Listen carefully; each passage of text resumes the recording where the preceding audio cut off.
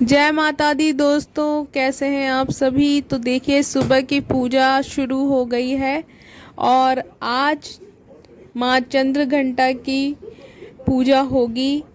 आज है माता का तीसरा नवरात्रा और माँ के तीसरे नवरात्रे पर हम करते हैं माता चंद्र घंटा की पूजा, क्योंकि ये माँ दुर्गा का तीसरा स्वरूप है और इन माता की पूजा करने से सुख, शांति और समृद्धि की प्राप्ति होती है। ऐसा कहा जाता है कि माँ चंद्रघंटा की पूजा करने से कोई भी दुख दूर हो जाता है, इसलिए हम माँ चंद्रघंटा की पूजा करते हैं। तो दोस्तों, नवरात्रों में माता रानी के 9 दिन की पूजा होती है और माता रानी के 9वें दिन यानी कि नवमी के दिन कन्या पूजन होता है और माता रानी को छोले पूड़ी इन सब का भोग लगता है। और अगर आप नवरात्रे कर रहे हैं, पूरे 9 दिन के नवरात्रे कर रहे हैं, तो कुछ विशेष बातें ऐसी होती हैं जिनका आपको ख्याल रखना बहुत ज़्यादा ज़रूरी है। जैसे कि अगर आपने नवरात्रे किए हैं, आपने ज्वार बोए हैं, तो आप घर को कभी बंद ना करके जाएं, हमेशा घर में ही रहे। अपने नाखून और बाल नहीं कटवाने चाहिए आपको।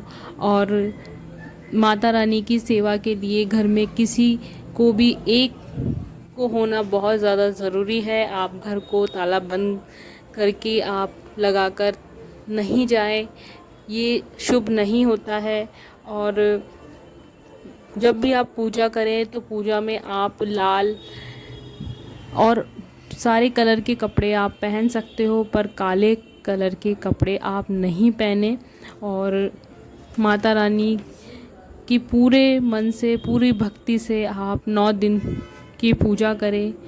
तो इस दिन नवग्रह की पूजा की जाती है और माता रानी की पूजा सच्चे और मन से जब हम करते हैं तो हमारी सारी जो परेशानियां हैं वो दूर हो जाती है। और नवरात्रि के तीसरे दिन माँ चंद्र घंटा की पूजा करने से हमारे अंदर सौभाग्य, विनम्रता आती है और सारे जो कार्य है वो सफल हो जाते हैं। तो इस दिन माँ चंद्र घंटा की नवरात्रि के तीसरे दिन माँ चंद्र घंटा की पूजा की जाती है और इनके सिर पर मंदिर के घंटे लगे रहते हैं। इन्हें चंद्र घंटा कहा जाता है। माँ चंद्र घंटा अपने वाहन सिंह पर उठकर अपने 10 भुजाओं में मुस्कुराती हुई दिखाई देती है। दोस्तों, क्या आपको पता है कि माता के 9 दिन के नवरात्रों की पूजा क्यों की जाती है? माता के ये 9 दिन नवरात्रों में बहुत सारे बदलाव आते हैं और ऐसे हमारे शरीर में बदलाव आते हैं जो कि हमारे शरीर के लिए बहुत ज़्यादा अच्छे होते हैं। और आप 9 दिन तक अगर माता के नवरात्रे करते हैं तो आगे के जो आने वाले दिन है उसके लिए हमारा जो शरीर है वो तैयार होता है और हमें आंतरिक शक्ति मिलती है और आपका जो स्वास्थ्य है वो भी पूरे साल अच्छा रहता है। तो नवरात्रों में माता रानी के 9 स्वरूपों की पूजा होती है और सबसे पहला दिन जो होता है माँ शैलपुत्री का होता है, दूसरा दिन माँ ब्रह्मचारिणी का होता है, तीसरा दिन माँ चंद्रघंटा का होता है, चौथा दिन माँ कुषाण मांडा का होता है, पांचवा दिन स्कंदा माँ का होता है, छठा दिन कात्यायनी माँ का होता है, सातवां दिन कालरात्रि माँ का होता है, आठवां दिन महागौरी का होता है और 9वां दिन सिद्धिदात्री का होता है। तो ये 9 दिन हम इन्हीं स्वरूपों की पूजा करते हैं। और 9 दिन के नवरात्रों की विशेष बात ये भी है कि माँ वैष्णो देवी ने 9 दिन गुफा में रहकर आराधना की थी और गुफा से निकलकर 10वें दिन भैरवनाथ का सर काट दिया था। इसके अलावा माँ दुर्गा ने 9 दिनों तक महिषासुर से युद्ध किया था और उनका वध किया था। और राजा राम ने भी 10वें दिन दशानन रावण का वध किया था, जो कि विजयदशमी के रूप में मनाया जाता है और ये दिन बहुत ही खास होता है। नवरात्रों के मौके पर भक्त सच्चे मन से माँ की आराधना करते हैं और उन्हें प्रसन्न करते हैं। अगर आप नवरात्रों की पूजा करते हैं तो मंत्र उच्चारण जो आप करते हैं उनमें आप गलतियां ना करें, इस बात का आप बहुत ध्यान रखें। और पूजा जो स्थल होता है जहां आप पूजा कर रहे हैं वहां पे बिल्कुल भी गंदगी नहीं होनी चाहिए। और अगर आप व्रत रख रहे हैं तो आप गंदे कपड़े नहीं पहने और बिना नहाए आप व्रत और पूजा नहीं करें। तो नवरात्रि के व्रत जब हम करते हैं तो आप को दिन में नहीं सोना चाहिए। और अगर आप व्रत रखते हैं तो कोई बात नहीं, पर अगर आप फल खा रहे हैं तो फल खाने के भी नियम होते हैं। यानी कि आप अगर दिन में एक बार फल खाते हैं तो आप उसे एक बार ही खाकर ख़त्म कीजिए, बार बार में ना खाएं। ये सही नहीं होता है कि हम दिन भर व्रत रखते हैं और हम फल आपको बार बार नहीं खाने हैं, सिर्फ दिन में 2 बार आप फल खा सकते हैं। अगर आप दुर्गा चालीसा मंत्र या सप्तशती का पाठ करते हैं, चंडी का पाठ पढ़ रहे हैं, तो इनके भी कुछ नियम होते हैं, इनके नियमों का पालन हमें करना चाहिए।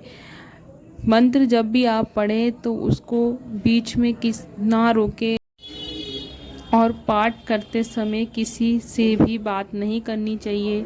अगर आप 9 दिन पूजा नहीं करते हैं तो बिना व्रत करे माता रानी के 9 दिनों का व्रत का फल आपको कैसे मिल सकता है। तो व्रत अगर आप नहीं करते हैं तो कोई बात नहीं है, आप अपने सामर्थ्य के अनुसार व्रत कर सकते हैं। जैसे कि आप पहला और आखिरी जो लास्ट का व्रत होता है वो कर सकते हैं और पूरे 9 दिन तक आप माता की कलश स्थापना कर पूजा करें। इससे भी आपको माता रानी के 9 दिनों का व्रत का फल ज़रूर मिलेगा। और मैं अपना जो व्रत है वो इसी तरीके से करती हूँ, क्योंकि मेरे छोटे बच्चे हैं 2 और उन्हें मुझे संभालना होता है। तो इसीलिए मैं अपने हर साल इसी तरीके से मैं व्रत करती हूँ। पहला और आखिरी व्रत मैं ज़रूर करती हूँ माता रानी का। और माता रानी 9वें दिन कन्या पूजन ज़रूर करती हूँ, कन्याओं को भोजन ज़रूर करवाती हूँ। तो इस तरह से मैं 9 दिन तक माता रानी की पूजा आराधना करती हूँ बड़े ही सच्चे मन से।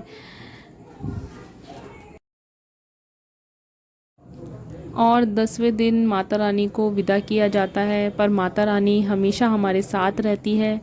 तो फ्रेंड्स, जो व्रत आप सरलता से कर सकते हैं, जो व्रत उपवास आप कर सकते हैं सरलता से, वही आपको करना चाहिए। अगर आपकी बॉडी में, आपके शरीर में इतनी क्षमता नहीं है कि आप व्रत उपवास कर सके पूरे 9 दिनों के, तो आप नहीं करें। आप माता रानी के एक दिन पूजा आप कर सकते हो, नहीं तो आप पहला या लास्ट कर लीजिए, या फिर आप पूरी श्रद्धा भक्ति के साथ, पूरी विधि के साथ माता रानी की पूजा कर सकते हैं।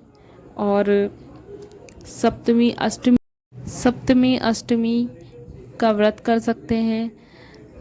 तो आशा करती हूँ आज की ये वीडियो आपको पसंद आई होगी। जय माता दी फ्रेंड।